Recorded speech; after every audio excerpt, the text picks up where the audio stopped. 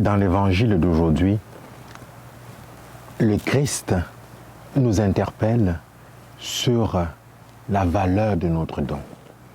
En prenant l'exemple de la veuve ici, cette femme pauvre, le Christ n'a aucunement l'intention de ridiculiser les riches. Oui, il prend cet exemple. Pourquoi? Parce qu'ici, la veuve, en donnant ces 2 pièces, elle donne en fait ce qui est important pour elle, ce qui a plus de valeur pour elle, ce dont elle a besoin pour vivre, ce dont elle a besoin pour manger.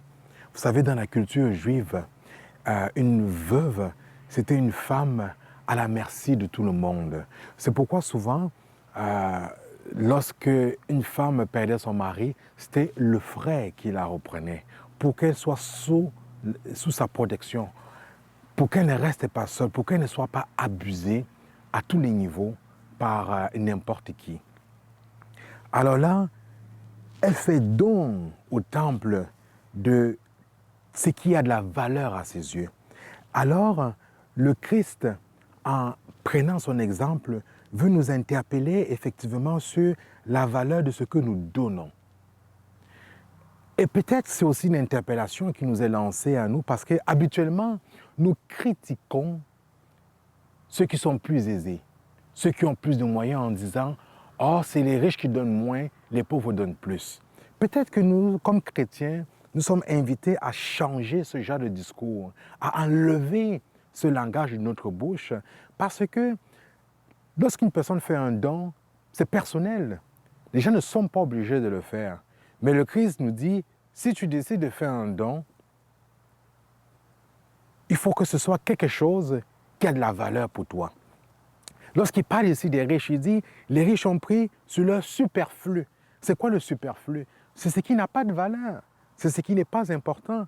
Prenons un exemple. Imaginez, vous avez des placements en banque. Vous avez un capital qui produit un pourcentage d'intérêt. Bien, c'est sûr, ce qui est plus important pour vous ici, c'est le capital. Ce qui a de la valeur, c'est le capital. Ce n'est pas l'intérêt. Alors, si je prends mon intérêt pour faire quelque chose, c'est un peu ça le superflu.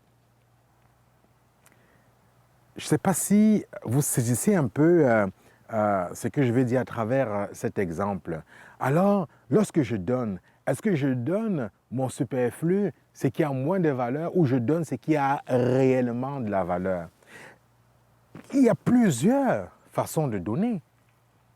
Lorsque je donne, par exemple, de mon temps, est-ce que ce temps a pour moi de la valeur ou c'est juste pour remplir une formalité? Prenons l'exemple du bénévolat. Lorsque je fais du bénévolat, est-ce que je consacre ce temps parce que pour moi c'est important ou je fais du bénévolat pour être très bien vu, pour être reconnu par rapport à ce temps que je consacre ou pour que ça paraisse bien dans mon CV?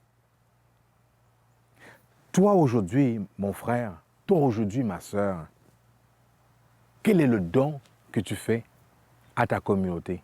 Quel est le don que tu fais aux autres? Quel est le don que tu fais à la société? Quel est le don que tu fais à l'Église?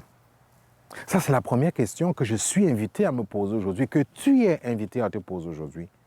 La seconde, c'est quelle est la valeur? Est-ce que cela a de l'importance pour toi? Est-ce que cela a du prix à tes yeux ou c'est juste du superflu que tu donnes?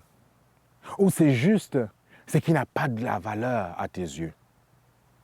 Si je récapitule, comme chrétiens, nous sommes invités à arrêter de critiquer les autres parce que les gestes que nous posons, la manière dont nous vivons notre foi est d'abord une relation personnelle.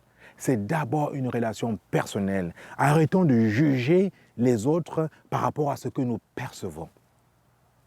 Parce que ce que nous voyons peut parfois nous tromper.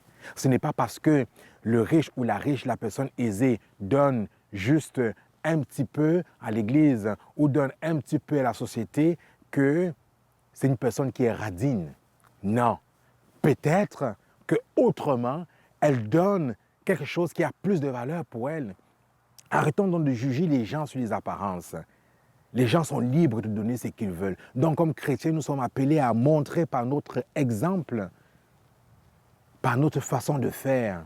Mais par la suite, comme chrétiens, le Christ nous invite, lorsque nous faisons un don, de nous arrêter sur ce qui est pour nous important, ce qui a pour nous de la valeur, comme la veuve.